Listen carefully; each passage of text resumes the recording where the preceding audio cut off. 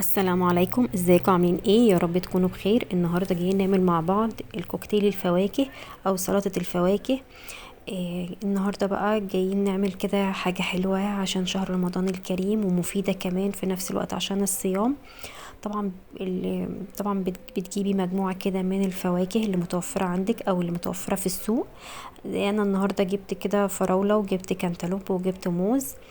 لو انتي بقى حابة تحطي برتقان، حابة تحطي تفاح، بصي اللي متوفر عندك ممكن تحطيه. بنقطع بقى اول حاجة كده الفواكه كلها كده، بنقطعها قطع صغيرة زي قطع السلطة كده، زي ما انتي شايفة كده، وبنحطها كده. طبعا بنجمعهم كلهم في بولة كبيرة. عايزه اقولك ان سلطه الفواكه دي على فكره طعمها حلو جدا، وبتجيبيها بره غاليه جدا، يعني ممكن انتي توفري كتير لما تعمليها في البيت.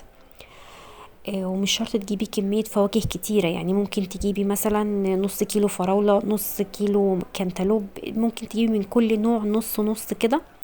وهيعمل معاكي كمية كبيرة جدا. هتفرحي بيها ولادك، وهتبقى مفيدة كمان عشان الصيام، وهتبقى حاجة حلوة كمان في البيت. طبعا احنا كده قطعنا الفراولة وقطعنا الموز، وسيبنا شوية كده من الفراولة علشان انا هعملهم لسه شوية عصير عشان احطهم على الفواكه دي. هتشوفي معايا كده، خليكي معايا للاخر، اخر الفيديو، عشان تشوفي الطريقة وان شاء الله تعجبك. صلوا على النبي يا جماعة، عليه افضل الصلاة والسلام. واللي ما اشتركش في القناة يا ريت يشترك فيها، عشان نفسي القناة تكبر بجد بيكم ان شاء الله كده. ويا رب كل الفيديوهات اللي انا بقدمها بتكون بتعجبكم، وتكونوا بتستفادوا منها كمان. هنا بقى انا كنت كده سبت شوية فراولة في الاخر، مع واحدتين كده كانتالوب برضو، وحطيت عليهم معلقة من السكر، ونزلت عليهم بكوباية من المية زي ما انت شايفة كده. وهنضربهم بقى عشان عايزين نعملهم عصير، عشان ننزل على الفواكه اللي احنا قطعناها دي كلها.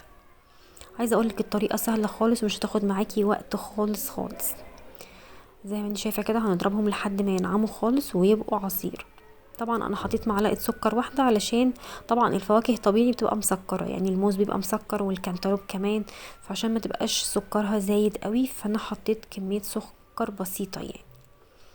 هنقلبهم بقى كده، وهنحطهم في التلاجة لحد ما نخلص الكريمه، طبعا عشان يبقى كل الفواكه كده تبقى ساقعه وطعمها حلو. هنا بقى انا كنت جبت 100 جرام من الكريم شانتيه الخام، وحطيت عليها معلقة من السكر البودر، ومعاها نص كوباية من المية.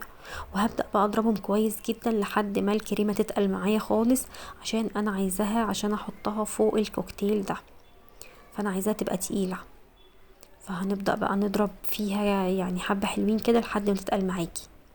طبعا هنا بقى احنا كنا جهزنا بقى الكاسات او الكوبايات بتاعتك بقى اللي انت هتحطي فيها، وبتبدأي بقى تنزلي عليها كده بالفواكه كلها كده، بتحطيهم بقى كده في الكوباية او في الكاس بتاعك اهو.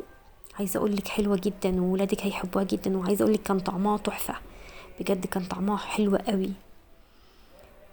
هنا بقى انا كمان كنت بحط بقى بقيه الكوبايات وكده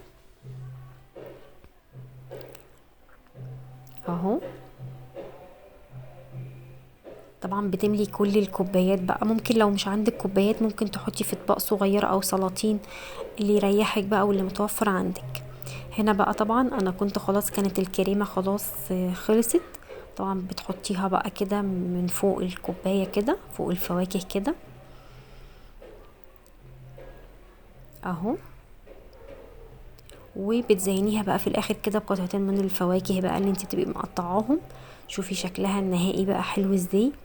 عايزه اقولك وكان طعمها حلو جدا جدا. دي طبعا بتتباع بره في المحلات، عايزه اقولك بمبالغ يعني غاليه، ممكن يكون مثلا الكوبايه مثلا ب40 ب50، يعني انت فاهمه.